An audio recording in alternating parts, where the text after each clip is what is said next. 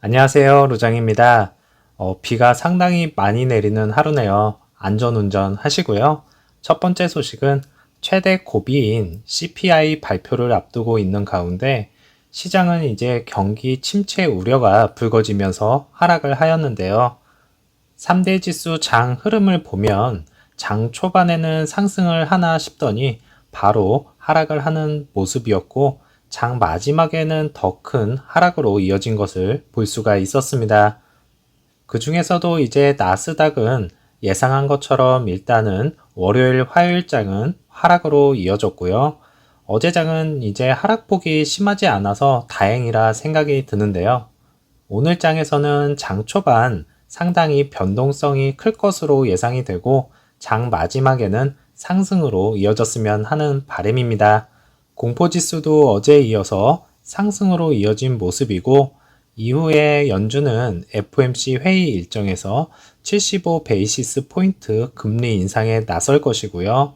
이에 따라 시장은 향후 이제 경제 데이터와 연준 위원들의 FOMC 회의를 앞두고 블랙아웃 기간 전에 연준이 다가오는 정책 회의 결과에 대한 단서에 촉각을 곤두세우고 있는 중입니다. 거기에 국제 유가도 경기 침체에 대한 우려가 심화되면서 급락을 하였고, 최근에 코로나19 재확산과 인플레이션으로 인한 경기 침체로 풀이가 되고 있습니다. 어제의 핫한 종목은 카누였는데요. 월마트가 이제 4,500대의 밴을 구매를 하기로 하면서 급등을 하였고요. 최대 10,000대를 구입할 것이라는 소식에 장중에 100% 넘는 급등을 보여주었고, 어제는 플러스 53.16%로 마감을 하였습니다. 어제장 카누가 부러운 건 사실이고요.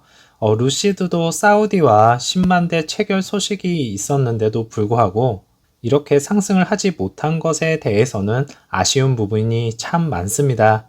루시드 차트에서는 플러스 4.32%가 상승을 하였고, 애프터 장에서는 마이너스 0.54%가 하락을 하면서 다시 19불대를 유지를 하는 모습이었습니다.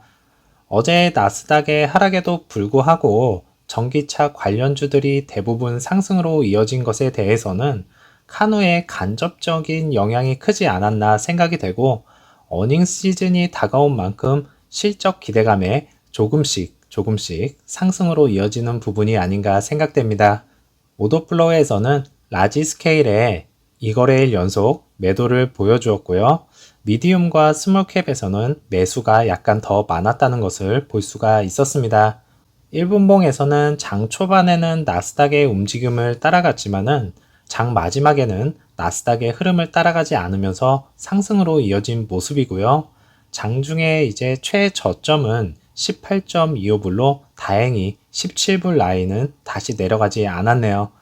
오늘장 변동성이 클 것으로 예상이 되는 만큼 멘탈 관리 잘 하시길 바라겠고요. 어제장도 고생 많으셨습니다.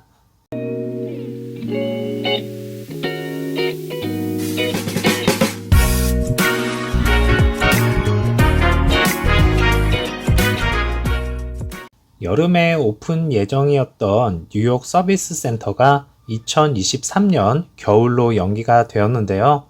그 이유에 대해서는 명확하게 밝혀진 바는 없는 것으로 알려진 상황이고, 아무래도 구매자가 많은 곳에 먼저 서비스 센터가 오픈을 하는 것이 아닌가라는 추측입니다.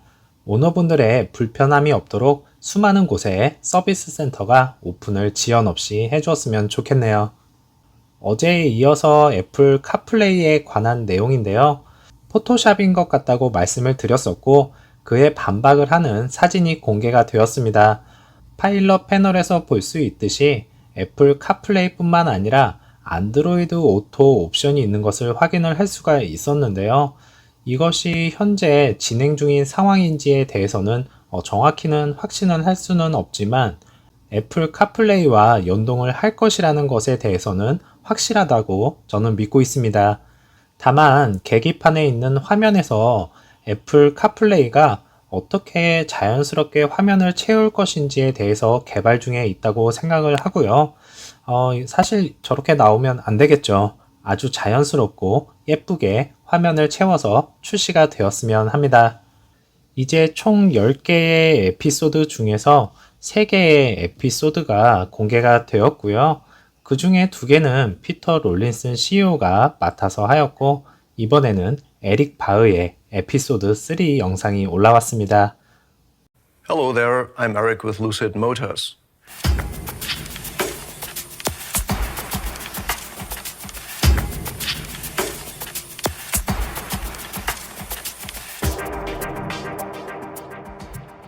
에릭 바흐의 테크토크에서는 원더박스가 공개가 되었는데요.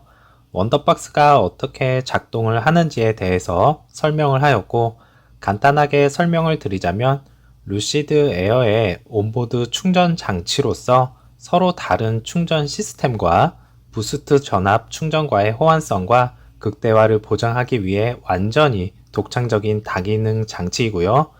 DC 고속 충전 네트워크에 연결될 때 20분 안에 최대 300마일 그리고 1분에 최대 20마일의 속도로 충전을 할 수가 있습니다. 이는 지난번 블룸버그 랭킹에서 설명을 드렸듯이 분당 최고의 충전율을 자랑하는 부분이 바로 원더박스로 인해서 이러한 수치가 나오는 것이고요. 또한 가정 정전 관리와 같은 돌발 상황에 대비하여 차량에서 그리드로 다양한 미래지향적인 양방향 전력 공급을 제공을 하고 차량 대 차량 충전을 가능하게 하는 역할을 하고 있습니다.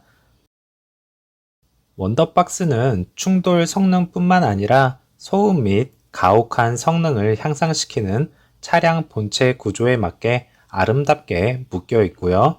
루시드 충전의 핵심은 자동차 배터리팩에 에너지를 추가를 하고 그 에너지 소비의 효율을 2배로 늘릴 수 있고 운전할 수 있는 범위를 2배로 늘릴 수 있다고 설명을 하였고요. 매우 큰 배터리팩을 가지고 있고 에너지 밀도가 매우 높은 가장 효율적인 차량이라고 말을 하였습니다. 원더박스의 부품 하나하나와 이러한 부품들이 어떻게 작동을 하고 무슨 역할을 하는지 꼼꼼히 설명을 하면서 기술적인 측면도 빠짐없이 설명을 하였습니다. 또한 직접 양방향 충전을 선보였고요. 앞쪽의 라이트 블레이드 또는 테일 램프는 차량이 충전되고 있음을 나타내는 라이트 애니메이션을 제공을 합니다.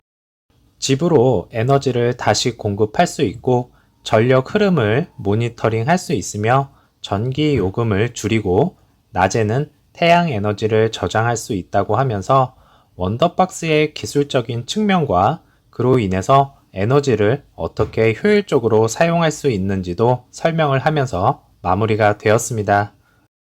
루시드 에어가 그냥 만들어진 차가 아니라 정말 최고의 기술력을 가진 EV 차량이라는 것을 다시 한번 느끼게 해주는 내용이었고, 모터와 원더박스의 소형화로 인해서 차량의 공간 능력 또한 최고의 기술력이라 생각이 듭니다. 여기서 더 발전을 한다니 정말 믿기지는 않지만 루시드 그룹 투자자로서 주주로서 더 강력한 기술력을 선보여 주기를 바라겠습니다.